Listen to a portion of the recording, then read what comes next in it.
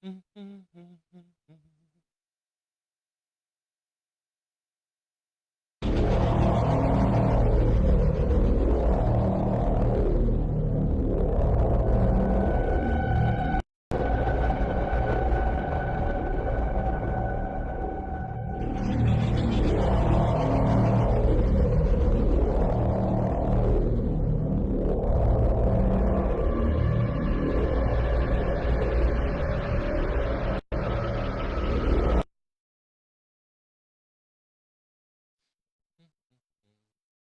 heck is going on?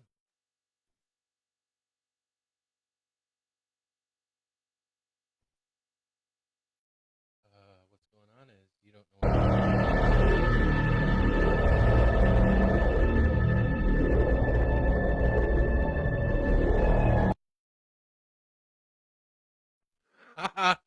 Hey, what's going on, everybody?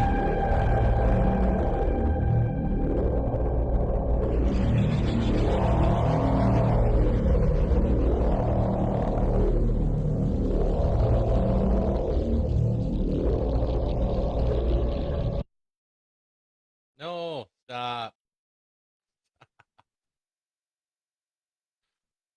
Oh my god.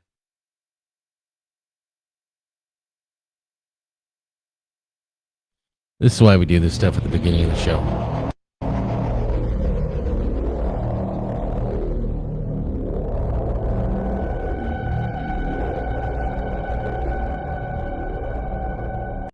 How we doing, Kevin?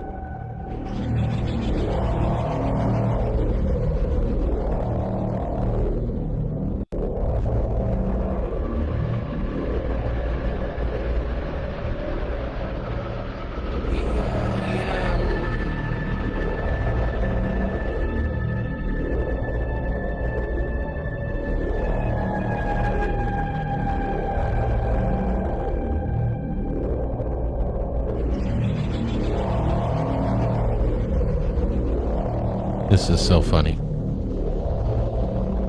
I am totally unprepared for tonight, and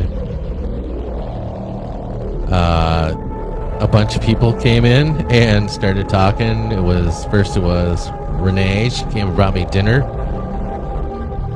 and then Donovan stopped in, and then Bobby and Beth came in, and then I stepped outside with them, and then I started talking with a couple other people that were standing out there. And then I came in here and I went, oh my god, I don't even have the story pulled up.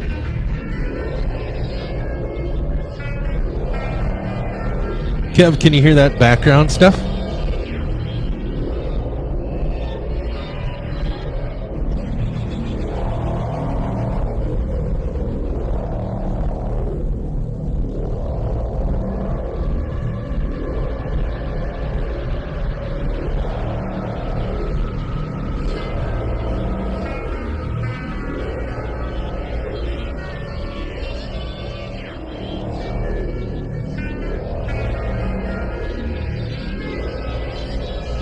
I'm trying to pull up my Kindle here so that I can read this story to you guys. And it's not popping up. Okay, cool. Well, at least we got that part figured out.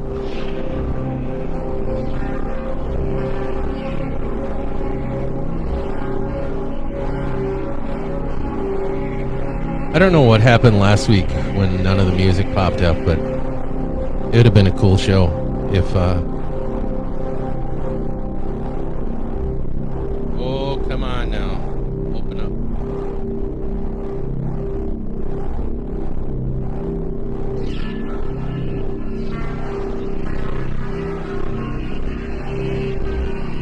up. Hey Jessica, how you doing?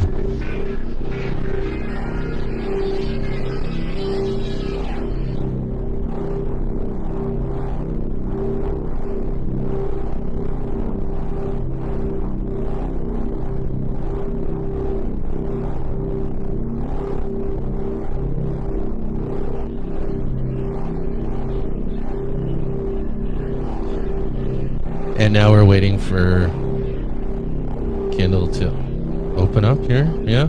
No? The hell is that?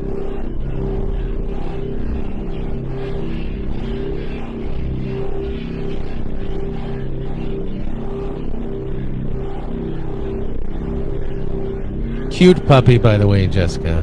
Very cute.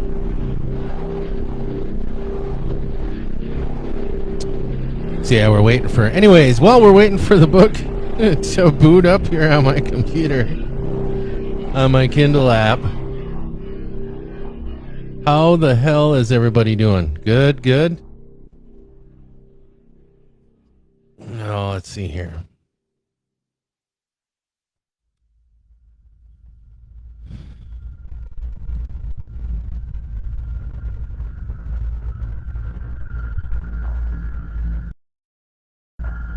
I kind of dig this music. It's I typed in background 50s sci-fi music, and this music mix is put together from Max Stack, and I think I'm gonna subscribe to him because it's good background music.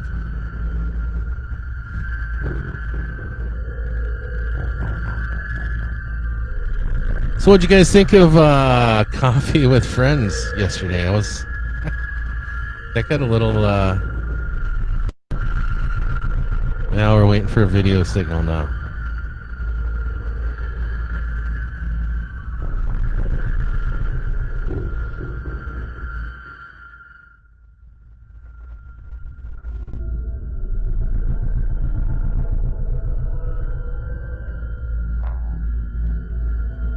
Hey, 2028, running for president. City council will be good for a little while. I don't know. What would happen if I ruined the city of Winthrop? Then what? You think I could ruin the country, maybe? I don't know. I think it would be... Oh, that's a good idea. Best puppy pictures. Yeah, that would go good. I would I don't know. I haven't even entertained the thought of being a president of the United States. I couldn't handle that. Look at what everybody that's run for president, that job has aged the shit out of them. I'm already aging badly the way it is, so. So anyway, here on Macabre Mondays presents, I like the Coffee with Friends semi-Christmas edition. No, Bobby. Oh, there you go, VP, huh? Hey, we could start a presidential biker club, brother. How about that?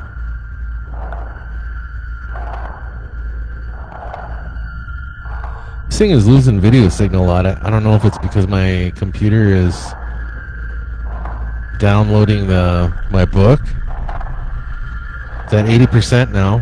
Well, that's good. So anyways, Macabre Mondays. Hey, Kathy. Welcome. We have been reading the short stories published in my book, Midnight Snacks. It was my very first pass at horror. And reading through it again, I noticed that I'm not very proud of the writing. I think it could have been crafted a little better. I think maybe AI could maybe even do a better job at it, which I would never do. I would never do that, but yeah. So I think eventually I'm going to go back and rewrite a lot of these stories that I'm reading to you. So, and then then I can be a little prouder of what I'm reading to you guys. So tonight is going to be... Nope, it's not my phone this time, Jessica. So I was able to get my my little MiFi unit here. I was able to get that to work again. Hey, Andrea, how are ya? Checking this out for the first time. Hope you're all having a great night. So far, so good. I had to re-download my book so that I can read it to you guys. Come on, open up your Kindle. So anyway, as I was saying, I haven't been too proud. I haven't been too proud of this first book. This was my first delve into the horror genre. And I had written a bunch of horror stories all the way from 14 years old on up. And I think when I was able to publish my first book, which was my poetry book, I got pretty anxious and thought, oh, I'm going to publish my horror stories. And I didn't edit or anything. I just, I put it through the Microsoft Word editing thing, and I put it through Kindle's editor, but I didn't actually have somebody read it. I didn't go through the lengths I did for the Battle of the Broken Bird. So, hey, Kathy Ellen. Good. That's good to hear, Andrea. It has been a very long time since you and I have talked. I was trying to remember the last time we talked after yesterday's coffee podcast, and it's been a while. It's been a while. So anyhow, so I've been kind of as I've been reading these stories, I've been kind of like, oh, yeah, okay, I'm probably going to change that, and I'll probably change this and add more detail onto this and that. So, what are we doing here? Kindle's current, do you want to close it and continue it? I guess. Just as long as I can get back into it. Oh my gosh. Let's see. Ignore. Error opening file for writing. Retry. How about that? There we go. Oh, look at that. Look at this going super fast. I'm very sorry, guys. This is, yeah,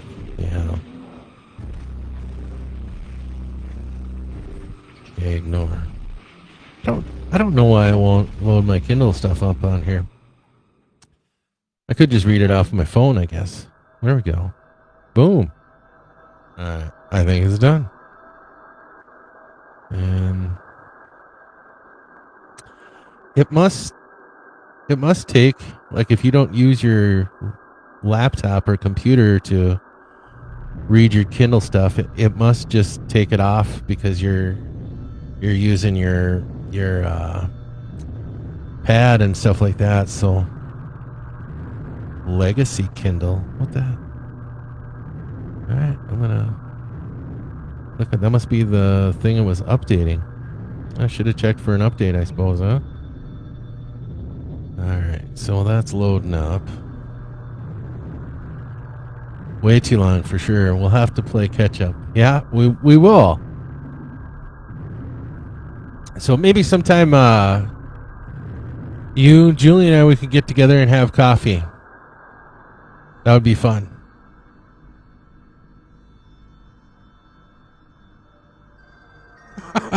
You like the Coffee with Friends semi-Christmas edition?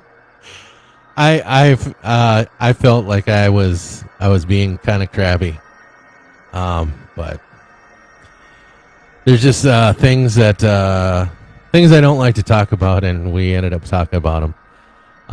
If you know, well, you probably don't. If you're new to b.hive and all the things I do on this page, I try very hard not to be political, religious, because I don't want anyone to feel like they're not welcome here.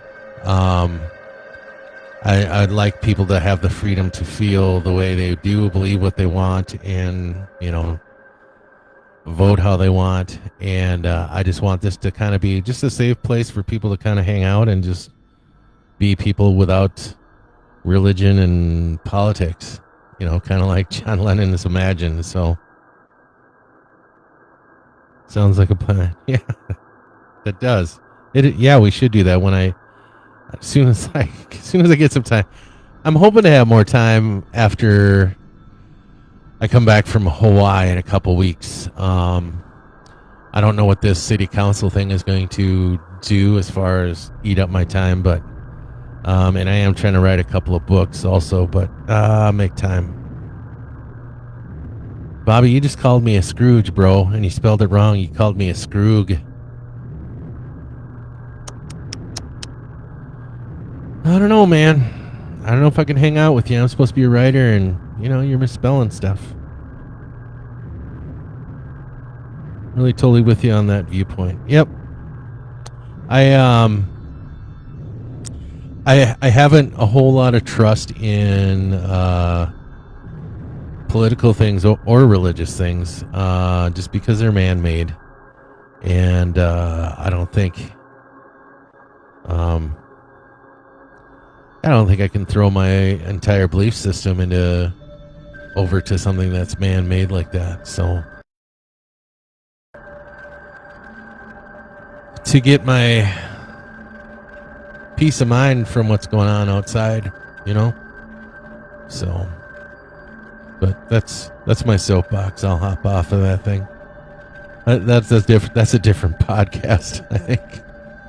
I mean, I'd eventually like to read you guys a freaking story, but holy shit. Hey, Toby, welcome.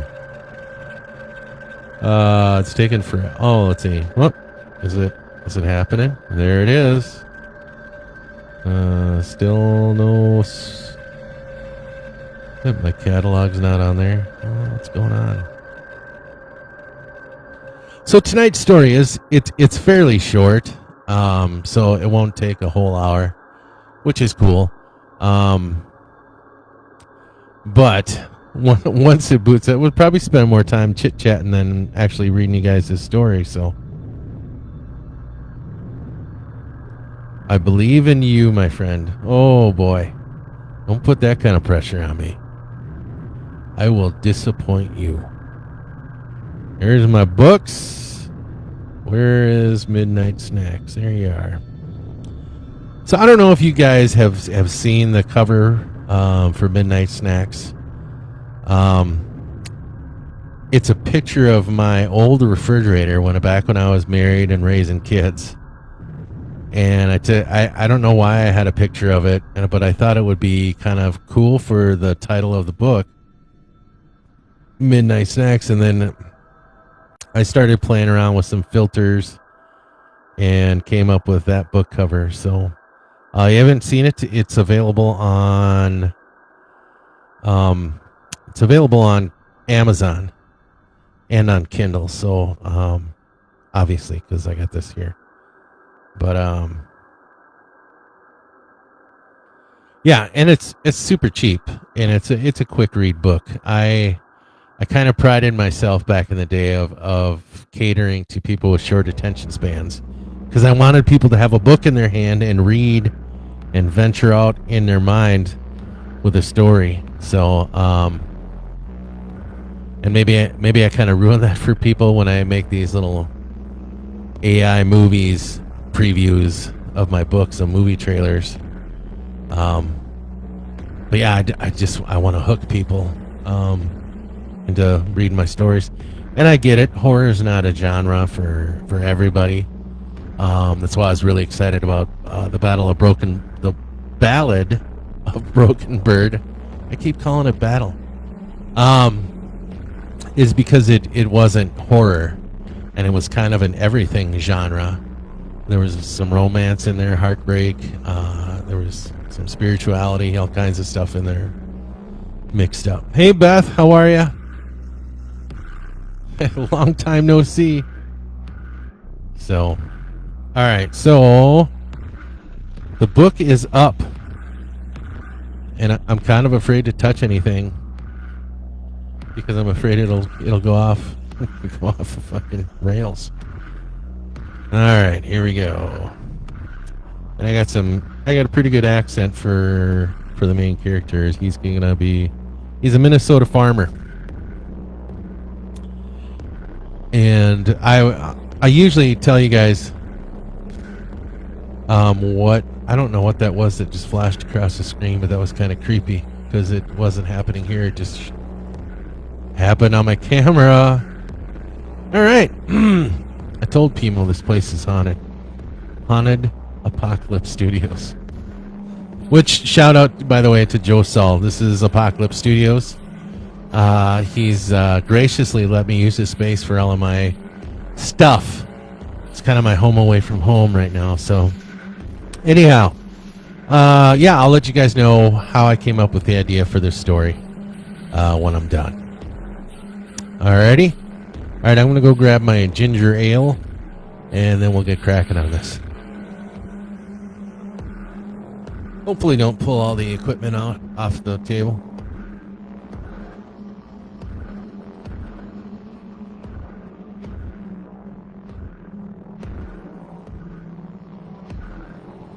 I'm back.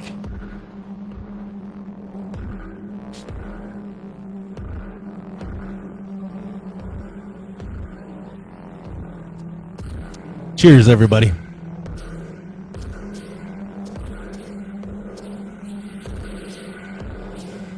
All right, so the music to voice ratio, everything's good. It's not deafening me out. I'm not deafening out the music. It all sounds copacetic, yeah? All right.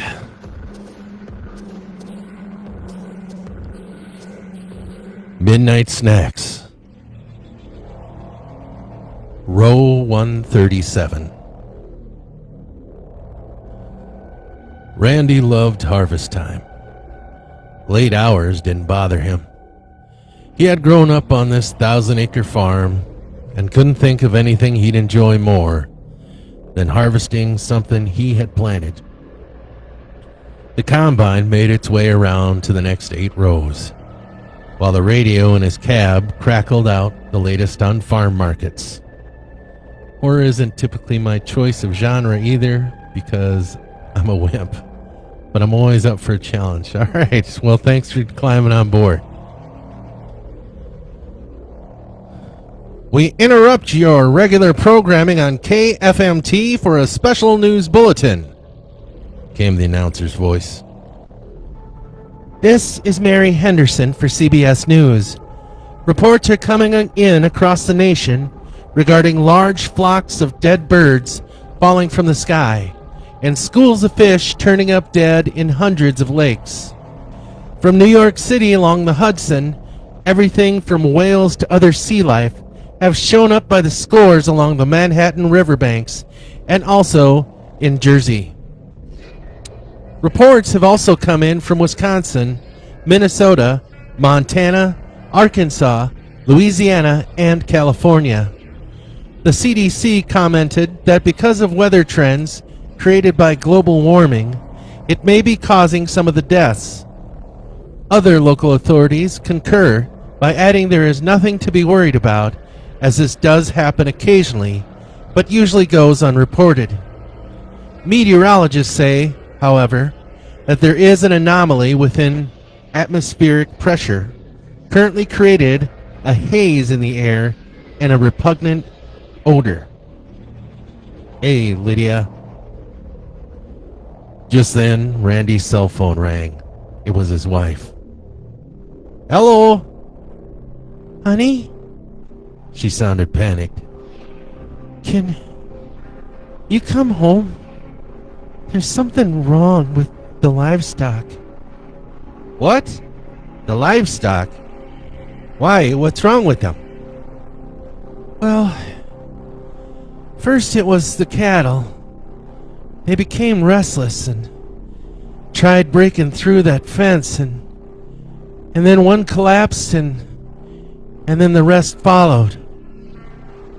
They have some sort of fungus around their mouths. Hey, Chuck. Are they still alive? Yes, but they're breathing funny. I called Dr. Kittleson to come out and have a look. To be honest, Randy, I'm not feeling so hot myself. Well, I'll be there as soon as I can. Randy drove his combine to the edge of the field, where he had left his truck.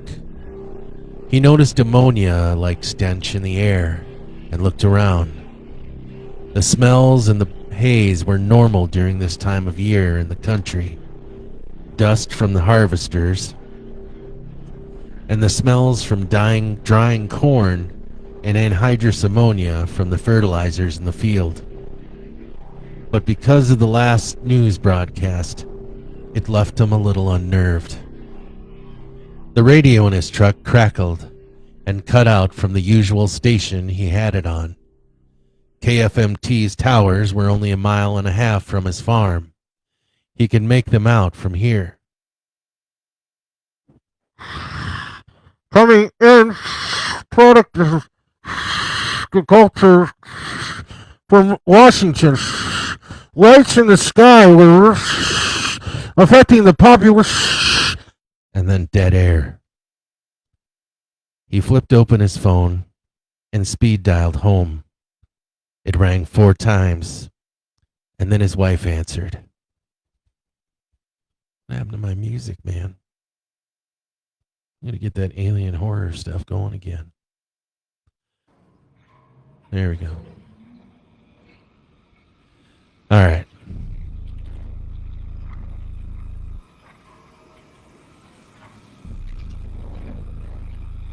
Randy! She sounded hoarse.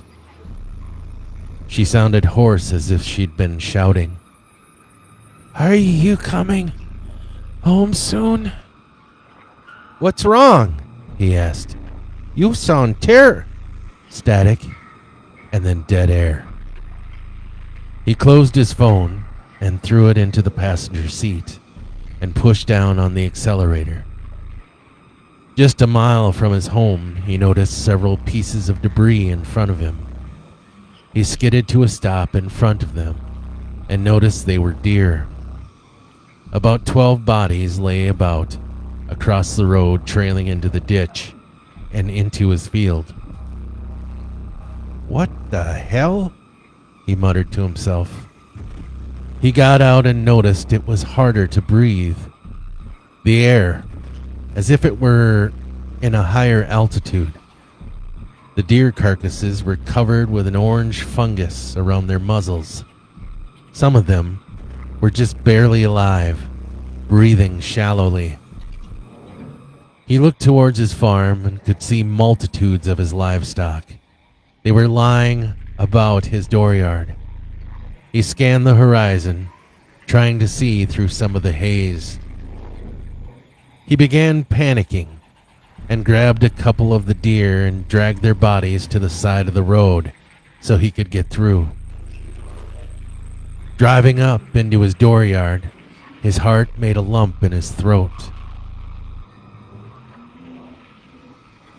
Cows, chickens, goats, his 2 horses, and even his hunting dog Alice were lying on the ground.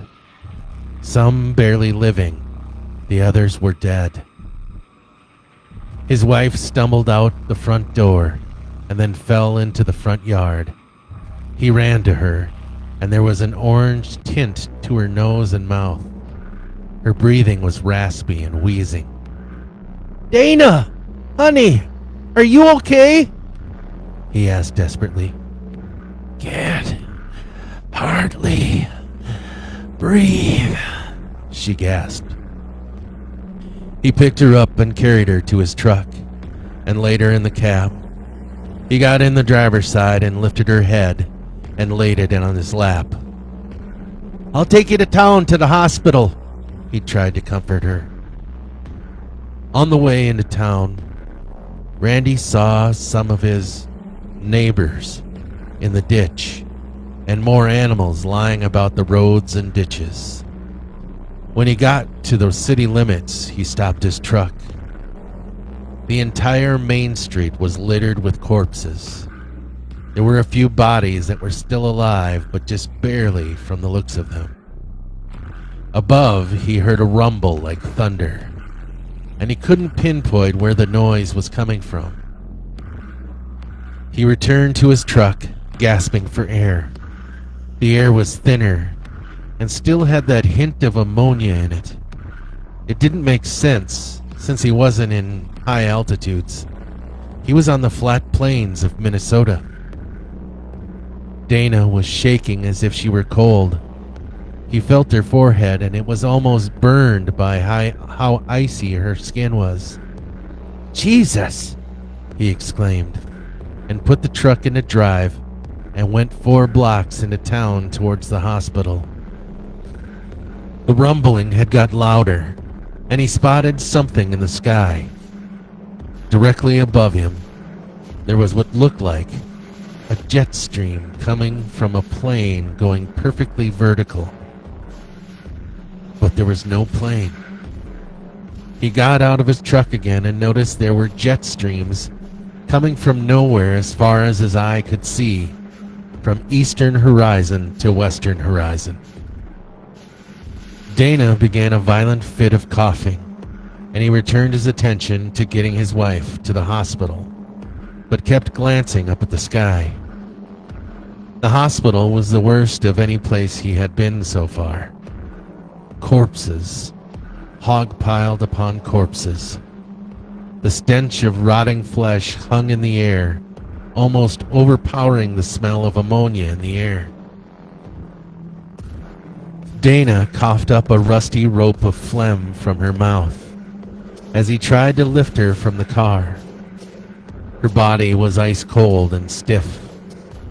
It felt like she was dead, but her body was still breathing heavily, as if struggling to hold on. "Hang on, baby," he said, as he walked his way through the parking lot's gruesome labyrinth. By the time he got to the automatic doors of the emergency room, he was wheezing heavily. Something began rattling in his throat. His head began to swim in a fog as a rush of blood to the head hit him. The dead and the dying decorated the waiting room. Not all of them patients. Nurses, doctors, paramedics too, lying there on the floors and desks and lounge chairs. "Hello?" Randy shouted from the front desk. "Anybody? My wife is sick! I need some help!" No answer. He adjusted his wife and then laid her down onto a nearby abandoned gurney. He was fighting back tears in his eyes. "It'll be okay, baby," he said, choking on his own sobs.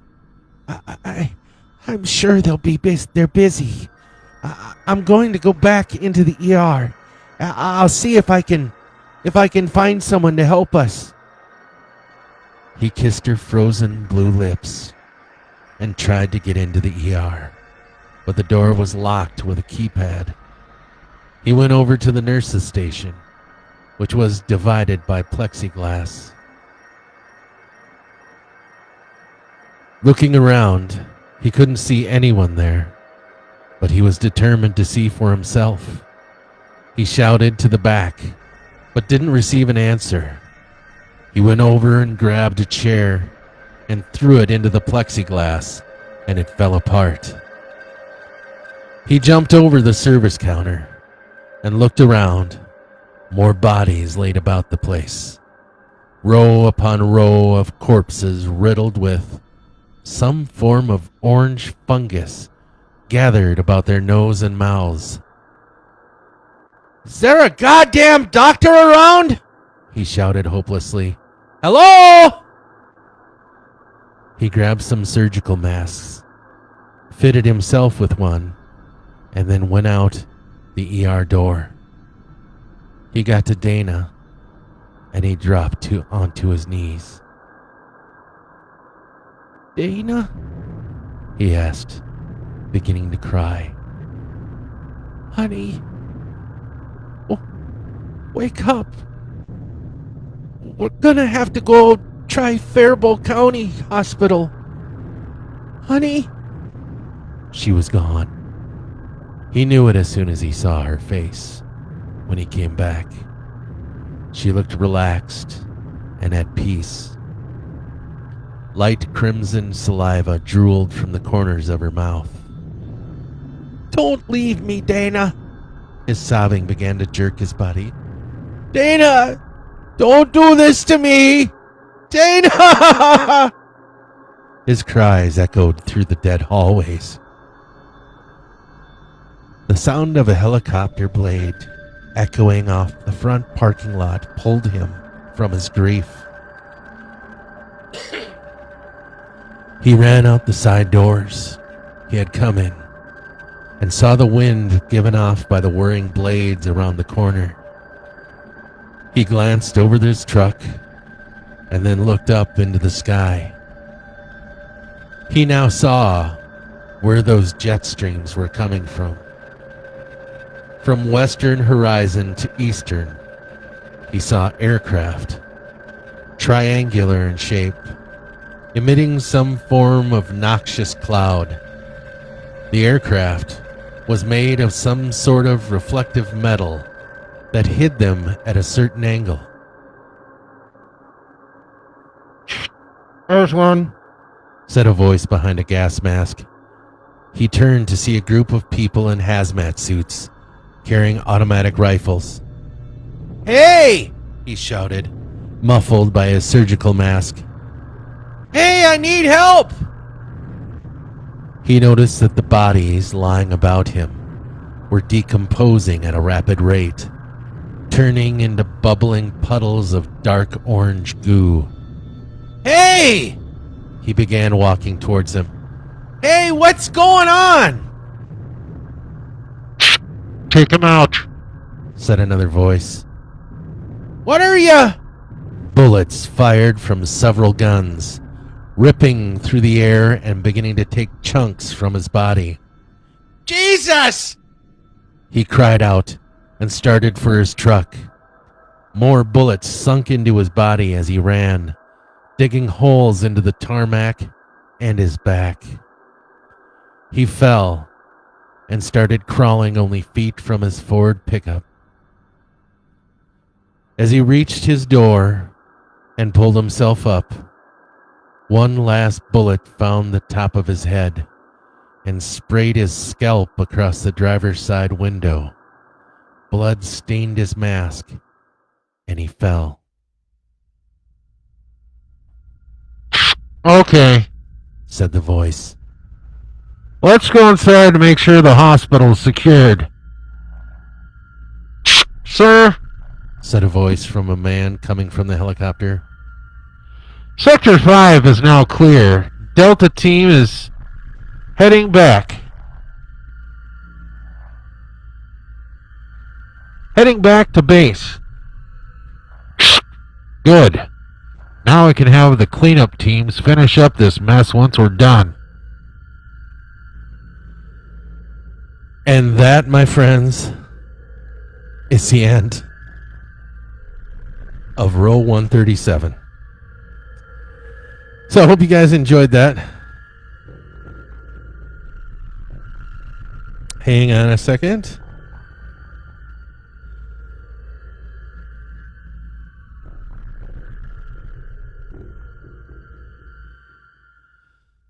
So anyway, yeah, so we so that story, part of it is kind of true. I used to live in, just on the outside of Fairmont, just south of Fairmont. I had a farm out there. And one of my favorite things to do when I was bored was drive around in the country. And every once in a while, one of the local farmers would stop out and they'd have a 12-pack of Pfeifers or something. And, well, good. I'm glad you liked it, Jessica. Holy cow, that creepy-ass music adds a lot. Good. Good. Thanks, Bobby. Oh, damn, Kevin says. Anyhow, I was out driving around out in the township by myself, and I could see like these little white, well, it looked like, when you see a jet flying, and you see kind of like a little bit of a white spray coming out of the jet engines. I saw that, but it was straight up and down. And it was going all the way from one horizon all the way to the other horizon. and it was just these jet streams. I couldn't see anything else. And so I was driving around the township for a little bit, and then I made it underneath them, and I didn't see anything except for just the jet stream coming out of there. And then I drove about probably, I don't know, another mile, and then I got out of the truck and I looked up, and there were these they were triangles. They were like these chrome triangles. It looked like everything was just completely chrome. And it was one of those things. Thank you, Bobby, for the stars. Appreciate that, buddy. There were these chrome rectangles, and that's where the jets were coming out. The flames from the jets were coming out of these things, and then I figured, well, maybe that's why I couldn't see them from the other side, because the chrome or whatever kind of metal was on these things completely hid them from you when you were looking at them from that angle, and then when you look at them from another angle, you could see them. And I know that sounds crazy, but I saw a lot of things when I lived down in the Fairmont area. And there's another story I wrote about another group of UFOs that I saw that I wrote about. And my youngest daughter, Kate, saw them too, so I knew I wasn't crazy. And the way they moved was kind of, cool UFO. I seen them in person by Glencoe one night with my daughters. Yeah, see? So, I mean, there's just stuff out there. And it's kind of disheartening when you see something like that. And I'm not saying that there's space aliens. In this story, it was kind of a government cover-up. I don't know exactly what they were covering up, but they were covering up. To me, it was kind of like maybe those things were terraforming the planet, and the government was allowing it to happen, or maybe the government was part of it, or something like that. I left that up to the reader to think about. Anyway, so that's what was going on when I wrote that story. I made it through unscathed. Very cool. Thank you so much for sharing with us. Well, thank you for braving it out. I appreciate that, Andrea. Yeah, thank you for coming and checking it out. Most of my stories are pretty tame. I think they get a little more gruesome the newer the story. But yeah, so this will be the last night for Macabre Mondays. I'm going to be taking a break. There'll be no Macabre Mondays next week. There'll be no Toe Tapping Thursday next week, and there will be no Coffee with Friends either next week. So this week is going to be it, and then I'm going on vacation. So we will be doing Thursday. We'll be doing a live. Thursday we'll be doing a live concert, I guess. I mean, Bobby and I have a gig in Henderson at the McLeod County Fairgrounds. We're opening up the Orange Spectacular. If you are into the Orange Tractors, the Alice Chalmers, that's the place to go. It's a pretty big deal.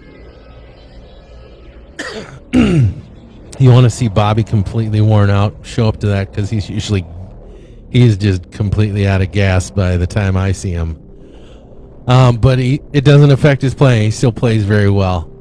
But anyhow, so you can come out to that. I believe, I think we start at 7 o'clock. I think, Bobby. That's it. I'm sending in the Badgers. Thanks, Chuck. So we've got that going on. And if you're not able to make it there, we'll probably at least be broadcasting at least an hour of the show. Maybe the whole show. I don't know. It's 3 hours we're going to be doing, and I don't know what to do with you guys while we're on break, because I'm going to be putting food in my face. Yes, it's in Hutchinson. And then we're going to be wrapping up before the break. We're going to be doing Coffee with Friends one more time on Sunday morning. I think we're going to be doing it at 10 o'clock, Bobby. I think is what we talked about. Maybe, I don't know. I'll make up an event for it before it happens, so you guys know. And we're going to be broadcasting live from the McLeod County Fairgrounds during the Orange Spectacular. So there'll be that, and I imagine Bobby is going to go on and on and on and on about John Deere's or something. So, anyways, thank you guys very much for joining me tonight.